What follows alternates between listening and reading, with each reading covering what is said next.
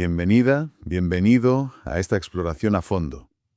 Hoy nos vamos a meter con un texto que tiene más de 2000 años, una carta escrita en un momento de crisis, pero que plantea una pregunta con la que lidiamos todos los días.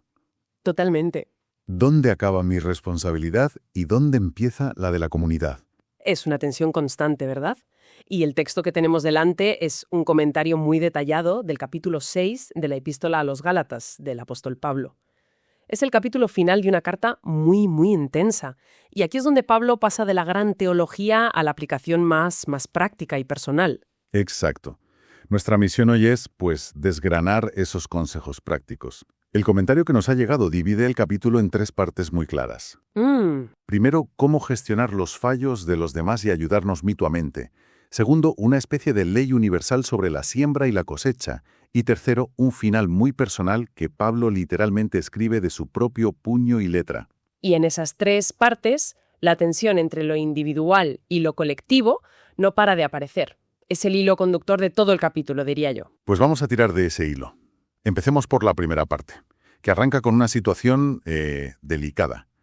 ¿Qué haces cuando ves a alguien de tu comunidad meter la pata? Ajá. El texto dice que los espirituales deben restaurar al que ha caído. Pero a ver, un momento. ¿Quién decide quién es espiritual? Porque, no sé, suena un poco elitista, como si solo unos pocos tuvieran permiso para intervenir. Es una pregunta buenísima porque es fácil leerlo así. Pero el contexto de la carta sugiere que espirituales no son una élite, sino, simplemente aquellos que intentan vivir guiados por el Espíritu de Dios. En contraposición a los que se guían por impulsos egoístas, lo que Pablo llama la carne. O sea, no es un título, no es un cargo, es una forma de vida a la que todos están llamados. Vale, es una actitud. Y me llama mucho la atención la palabra que usa, restaurar. No dice corregir, no dice castigar o regañar. Ahí está una de las claves. Es que es fascinante. La palabra original en griego, katartizo, era un término médico. ¿Ah, sí? Sí. Se usaba para describir el trabajo de un cirujano al colocar un hueso roto o dislocado. La metáfora es potentísima. Claro. No se trata de señalar al culpable, sino de ver la falta de una persona como una dislocación en el cuerpo entero de la comunidad. Y el objetivo es sanar, recolocar el hueso con cuidado para que el cuerpo vuelva a funcionar. O sea, que el que corrige debería tener la delicadeza de un cirujano, no la dureza de un juez. Y el texto añade que debe hacerse con espíritu de mansedumbre, que, a ver, seamos sinceros, es increíblemente difícil en la práctica. Sí. Es fácil ser manso en la teoría, pero cuando ves a alguien cometer un error que te afecta, la primera reacción suele ser la ira, o el te lo dije, no la de un cirujano. Totalmente. Por eso el comentario insiste en que la mansedumbre no es una cualidad humana natural, como la timidez o ser apocado.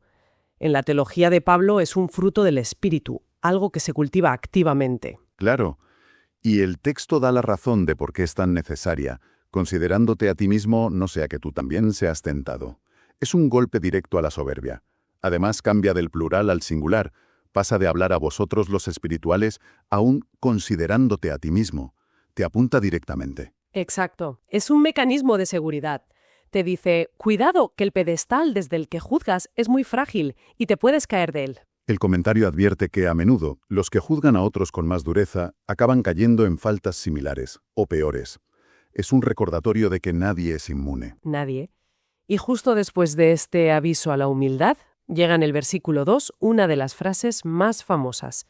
Sobrellevad los unos las cargas de los otros, y cumplid así la ley de Cristo. El amor en acción, básicamente. Sí, y el comentario hace una aclaración interesante sobre qué son esas cargas. La palabra griega es vare, que se refiere a pesos aplastantes, a las dificultades de la vida, a las luchas internas. Las consecuencias de nuestros errores también. También. No se refiere tanto, como a veces se bromea, a las personas cargantes. Es un llamado a meternos en el barro para ayudar al otro a llevar un peso que le supera. Me encanta la anécdota que incluye la fuente para ilustrarlo. ¿La de la niña que lleva a cuestas a su hermano pequeño? Alguien le pregunta si no le pesa mucho y ella responde, no es una carga, es mi hermanito. Es que lo clava. El amor cambia la percepción del peso. Totalmente. Transforma una obligación en un privilegio. Y esto conecta de lleno con lo que viene después, una advertencia contra la arrogancia, porque el que se cree ser algo, no siendo nada, a sí mismo se engaña. El comentario que analiza nuestro texto cita a otro teólogo, Lenski, que es muy agudo aquí. Dice que la persona autosuficiente es incapaz de ayudar a los demás porque, en su necia fantasía, ni siquiera es consciente de su propia fragilidad, de su necesidad de ayuda, pero aquí me pierdo un poco. O sea, estoy procesando esto de llevar las cargas de los demás, de apoyarnos, y de repente, un par de versículos después, en el 5, Pablo dice: porque cada uno llevará su propia carga. Suena a que se contradice totalmente. ¿En qué quedamos? ¿Nos ayudamos o cada uno a lo suyo? Parece que sí, ¿verdad? Es que es una de esas tensiones brillantes del texto. Y la clave está oculta en el idioma original. Es un detalle que lo cambia todo. Ah, ¿sí? Sí. Pablo usa dos palabras griegas completamente distintas para carga. Cuando dice que nos ayudemos, usa vare, esos pesos abrumadores de los que hablábamos. Vale. Pero cuando dice que cada uno llevará la suya, usa otra palabra, fortión. ¿Y qué significa fortión? Fortión no es un peso aplastante.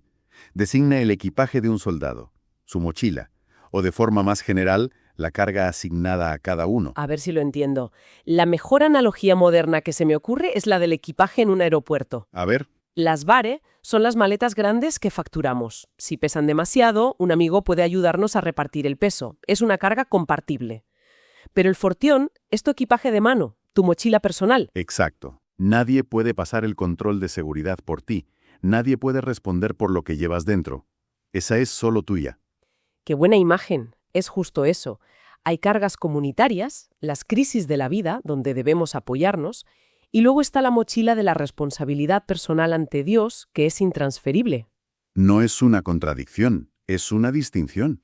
Exactamente. Es un equilibrio. La comunidad te ayuda a llevar los pesos que te aplastan, para que tú puedas hacerte cargo de la mochila que solo tú puedes llevar. La fuente que manejamos incluso menciona una analogía de la antigüedad, de Jenofonte, que usaba fortión para referirse al feto en el vientre materno. Vaya. Solo la madre puede llevarlo. Es así de personal. Vale. Esta idea de la responsabilidad personal frente a la comunitaria es muy potente. Y parece que Pablo no la abandona, sino que la lleva a otro terreno, a uno sorprendentemente agrícola. Aquí empieza la segunda parte. Sí, pasa de la dinámica social a una ley de la naturaleza para explicar un principio espiritual. Pero antes, en el versículo 6, hay una frase un poco enigmática que ha generado mucho debate. Dice que el que es instruido en la palabra comparta todas las cosas buenas con el que le instruye. La interpretación más habitual, creo, es que es una llamada a sostener económicamente a los maestros y predicadores de la comunidad. Vamos, pagarles un sueldo. Esa es la visión tradicional. Sin embargo, el comentario que estamos analizando ofrece una perspectiva muy diferente. Y argumenta en su contra con bastante fuerza. Primero, se fija en el verbo griego koinoneo. Sostiene que no significa tanto darle a alguien como tener en común o participar con alguien. O sea que la idea no sería que el alumno le dé sus bienes materiales al maestro. No. Sería que el alumno, que es pobre en conocimiento, busque tener comunión, compañerismo, con el maestro para enriquecerse de sus cosas buenas, que en este contexto serían espirituales, no materiales. Entiendo el argumento contextual, pero la idea de no sostener económicamente a los maestros va en contra de muchísimas tradiciones. ¿Es esta una interpretación minoritaria o está ganando terreno? Porque choca bastante. Es una interpretación menos expendida, sí, pero se apoya en un segundo argumento muy potente, el contexto específico de los Gálatas. Claro. Habría sido un gol en propia puerta. Visto así, tiene sentido que quisiera evitar cualquier malentendido sobre dinero. Y justo después de esta instrucción, el tono se vuelve muy solemne. El versículo 7 es una advertencia casi lapidaria. No os engañéis, Dios no puede ser burlado, pues todo lo que el hombre sembrare, eso también segará. Es uno de esos principios que trascienden el texto y se han convertido en parte de la cultura popular, una ley de causa y efecto. Sí, pero a menudo se interpreta de forma muy materialista.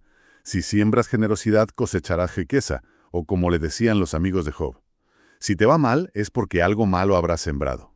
Pero por el contexto parece que Pablo no va por ahí, en absoluto. Él lo lleva al plano puramente espiritual.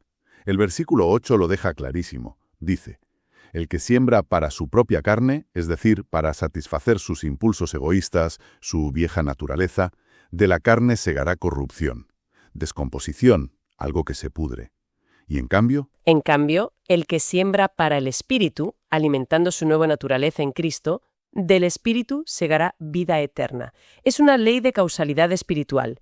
Lo que cultivas en tu carácter es lo que florecerá en tu destino. espera, entonces me estás diciendo que la famosa frase sobre la siembra y la cosecha no va de que si haces el bien te irá bien económicamente, como se suele oír, No. sino que es algo puramente interno, espiritual. Según el análisis de Pablo aquí, sí, el campo de siembra es nuestro propio corazón, nuestra vida. Y las semillas son nuestras decisiones, nuestras prioridades, nuestras acciones. Claro. Si inviertes toda tu energía en el egoísmo, la vanidad, la envidia, el resultado inevitable es la corrupción interior. Si inviertes en amor, en paciencia, en generosidad, el fruto es vida eterna. Una calidad de vida que empieza ahora y que refleja la de Dios. La cosecha es del mismo tipo que la siembra. No puedes sembrar egoísmo y esperar cosechar paz interior. Exacto. Es una llamada a la coherencia. Y basándose en esa ley, la exhortación que sigue tiene toda la lógica del mundo. No nos cansemos, pues, de hacer el bien, porque a su tiempo segaremos si no desmayamos. Es un grito de ánimo a la perseverancia.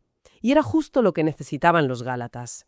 Pablo les había dicho al principio de la carta que habían empezado muy bien la carrera, pero que se habían cansado, se habían desviado. Aquí les dice, vamos, no tiréis la toalla justo antes de la cosecha. Y la conclusión de esta sección, en el versículo 10, es muy práctica. Así que, según tengamos oportunidad, hagamos bien a todos, y mayormente a los de la familia de la fe. Me gusta el matiz de según tengamos oportunidad. Es otro de esos detalles del griego que se pierde en la traducción. La palabra no es cronos, que es el tiempo del reloj, el que pasa. Es kairos. Es kairos, que significa el momento oportuno, la ocasión propicia, la ventana de oportunidad. Es un llamado a estar atentos, porque las oportunidades de hacer el bien son fugaces. Si la dejas pasar, no vuelve. Y establece esa especie de círculos de prioridad. La responsabilidad es universal, a todos, pero el enfoque principal, pues, en la comunidad de creyentes, la familia de la fe. Sí, esta idea de la urgencia del momento, del kairos, me parece una transición perfecta a la parte final. Porque de repente, el tono de la carta cambia drásticamente. Pablo coge la pluma y se nota.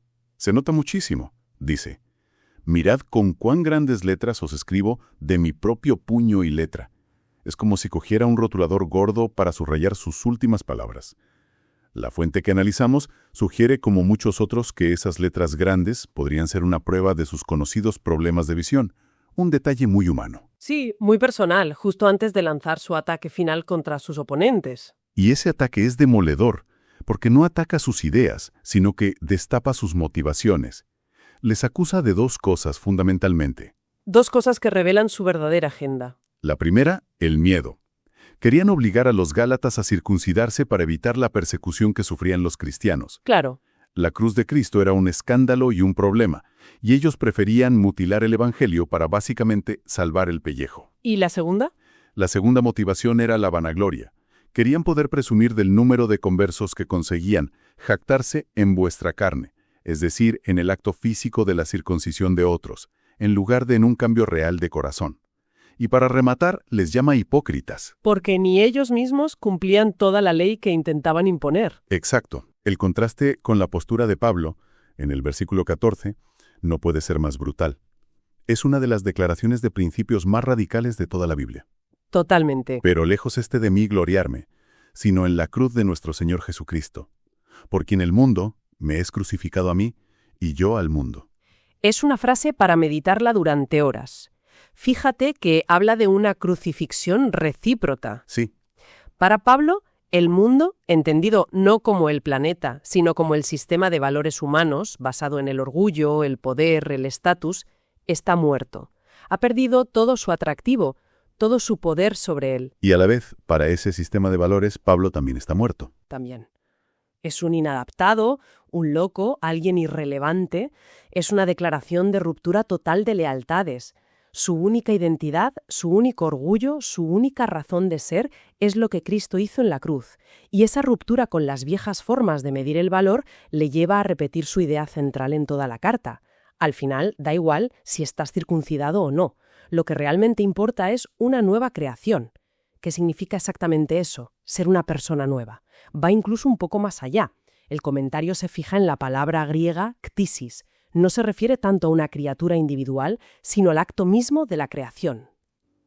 Vale. Creer en el Evangelio de la cruz no es solo un retoque o una mejora personal. Es entrar en una realidad completamente nueva, una nueva esfera de la existencia que Dios ha inaugurado a través de la muerte y resurrección de Jesús. Es un cambio de paradigma total. Entendido. Y después de esta declaración tan potente, ofrece una bendición en el versículo 16 a todos los que anden conforme a esta regla, y luego añade una coletilla que ha generado ríos de tinta. Y sobre el Israel de Dios. ¿Quién es exactamente el Israel de Dios? Es una pregunta compleja y el comentario expone bien el debate. Algunos defienden que el Israel de Dios es simplemente otra forma de llamar a la Iglesia, formada por judíos y gentiles creyentes, el nuevo pueblo de Dios. Suena redundante. Exacto. Otros, como el teólogo Lenski, creen que es una pulla final y muy irónica a los judaizantes. Sería como decir: la bendición es para los que siguen esta regla. Y, por cierto, estos son el verdadero Israel, no vosotros que os basáis en la etnia. Tiene sentido como ironía. Sí, pero la propia fuente que analizamos plantea una objeción muy seria a ambas posturas. En ninguna otra parte del Nuevo Testamento se llama a la Iglesia el Israel de Dios. El término Israel se reserva para el pueblo judío. Por tanto, algunos sugieren que Pablo podría estar bendiciendo por separado a la Iglesia en general y luego específicamente a los judíos dentro de ella que habían creído en Jesús. O sea, que no tenemos una respuesta definitiva sobre esto. Es uno de esos puntos donde el texto permite varias interpretaciones coherentes, y es honesto reconocerlo. Queda abierto. Ya casi al final, Pablo hace una petición que suena a puro agotamiento. De aquí en adelante, nadie me cause molestias, porque yo traigo en mi cuerpo las marcas del Señor Jesús. La gente a veces asocia esto con los estigmas, las heridas místicas. Sí, y el comentario lo menciona precisamente para desmitificarlo. La palabra griega es estigmata. En aquella época, los estigmatas eran las marcas que se hacían con hierro candente a los esclavos para indicar a quién pertenecían. Entiendo. Pablo no está hablando de heridas sobrenaturales, está hablando de las cicatrices literales, horribles, de los latigazos, las palizas y los apedreamientos que había sufrido por predicar el Evangelio. Su cuerpo era un mapa de su sufrimiento por Cristo. Qué potente. Esas cicatrices eran la marca que demostraba, sin lugar a dudas, a quién pertenecía. Eran su currículum y su prueba de lealtad. Sus heridas eran su autoridad. Y tras esa afirmación tan cruda, cierra la carta con una bendición llena de afecto, llamándoles hermanos y deseando que la gracia de Cristo esté con vuestro espíritu. Un final que, a pesar de la dureza de toda la carta, busca reafirmar el vínculo y recordarles que todo se trata de esa nueva realidad interior, ese espíritu regenerado. Entonces, recapitulando este viaje por un capítulo tan denso, empezamos con la pregunta de cómo equilibrar la responsabilidad personal con la comunitaria. Y parece que Pablo nos ha dado varias pistas. Sí. Hemos visto la necesidad de una corrección delicada, como la de un cirujano, de un apoyo mutuo que transforma las cargas en privilegios, y de esa ley ineludible de que cosechamos lo que sembramos en nuestro propio carácter. Y todo culmina en un llamado a cambiar radicalmente nuestro motivo de orgullo, a dejar de buscar la aprobación del mundo, a dejar de confiar en nuestros propios méritos o ritos y a centrarnos únicamente en lo que significa la cruz de Cristo, que inaugura esa nueva creación. Y nos deja con esa tensión que mencionamos al principio, pero ahora mucho más matizada. La tensión entre el fortigión, esa mochila personal e intransferible que cada uno debe llevar, y los bare, esos pesos aplastantes de la vida donde estamos obligados a ayudarnos. Exacto. Y quizá la pregunta que queda flotando y que el texto no responde con una fórmula matemática es precisamente esa. En el día a día, en las situaciones concretas de nuestra vida, ¿cómo aprendemos a distinguir una carga de la otra? Claro. ¿Cómo sabemos cuándo debemos decir: esta es mi mochila y solo yo puedo con ella? y cuando debemos pedir o dar ayuda para sobrellevar un peso que nos está aplastando. Ahí es donde la sabiduría, la humildad y la guía del espíritu, de las que hablaba al principio, se vuelven cruciales.